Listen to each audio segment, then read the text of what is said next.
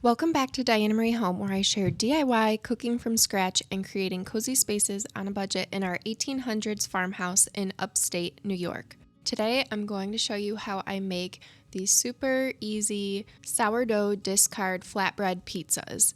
This is one of my family's favorite meals, and I'm going to show you exactly how I make it.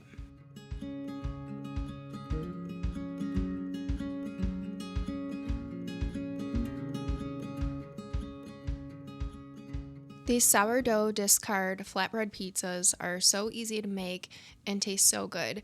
We also always have ingredients on hand to be able to make them because they also can be so versatile. My favorite is the classic sauce with spices and mozzarella cheese, but you can really customize these to use whatever ingredients you have on hand. All you need is sourdough discard, some oil, spices, sauce, and cheese. So here I am spreading some avocado oil on a preheated cast iron pan. You do want to make sure that the pan is pretty hot before you spread the oil. Avocado oil is my oil of choice, but you can use really any oil that you want. Then I just dump out some sourdough discard right on the pan and spread it out pretty thin.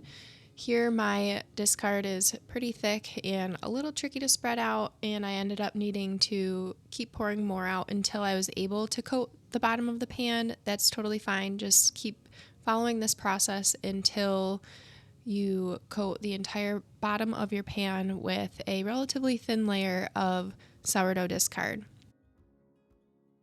Once that's evenly spread out, you just wait about 2 or 3 minutes until the bottom turns golden brown and the flatbread lifts easily off of the pan. It's always good to have some quick and easy recipes like this one on hand. Another one of my favorite quick and easy recipes using sourdough is my sourdough discard breakfast wraps. I did a video on that and I will tag that here if you're interested. You can find the full recipe for the breakfast wrap and these pizzas on my blog, and the link to that is in the description.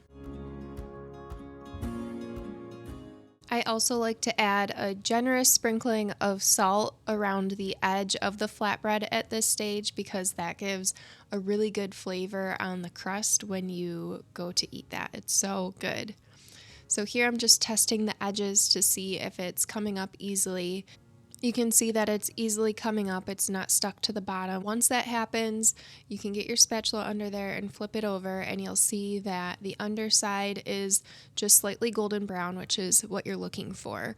Once I flip it, I turn my heat down to low and I start adding all of my toppings. So I like to start with just plain red sauce. I just use marinara. I don't buy pizza sauce for this, and then I add my own spices.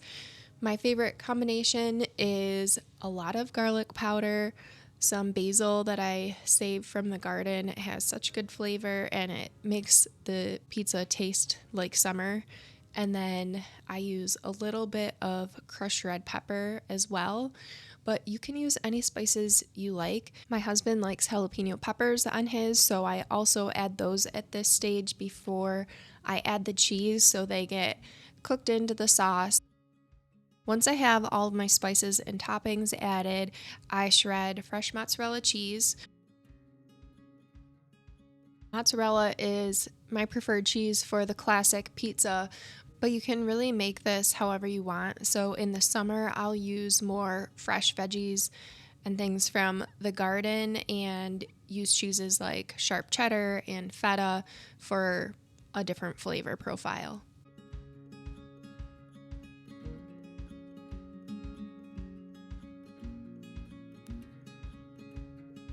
Here I'm adding the basil that I saved from my garden. Saving your own herbs is such an easy thing to do. I started doing this a couple years ago, and every year I focus on it more and more. Last year I saved a lot of basil, sweet marjoram, garlic, some oregano. I planted that last year, so I'm hoping this year I get more from that. But it's just really easy to do, and it has so much flavor, and it saves a lot of money because organic herbs from the grocery store can really add up, especially when you use them a lot like we do. I use them in cooking and I add them to my sourdough bread. So it's been not only a way to save money, but a way to add a ton of flavor to our food.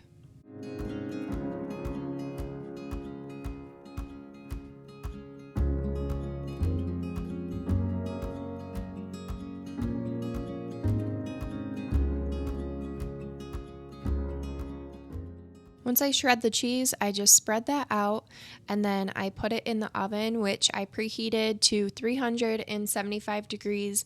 And it usually takes about 8 to 10 minutes, but you're just looking for the cheese to melt and turn slightly golden brown.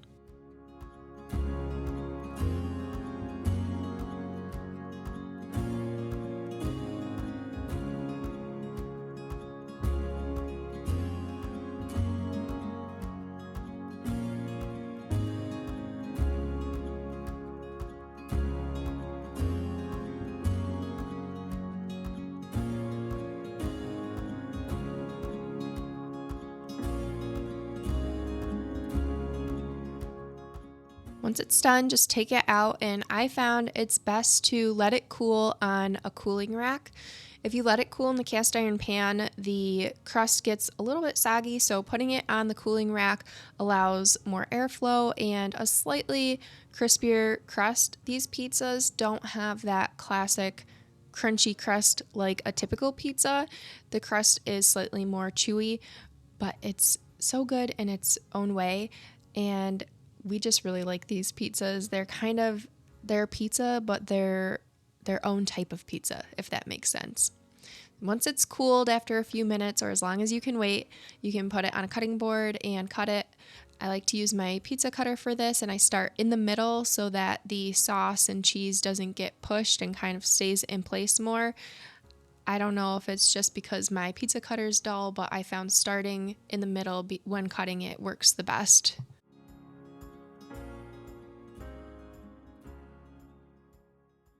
That's it, your pizza's ready to enjoy. I like to eat mine with blue cheese dressing. It is so good. If you give this recipe a try, let me know. You're gonna love it. This is one of our go-to lunch or dinner recipes in our home. It's so easy, so versatile, and quick, so it checks all the boxes. Thanks for joining me today in my kitchen, and I will see you in the next video.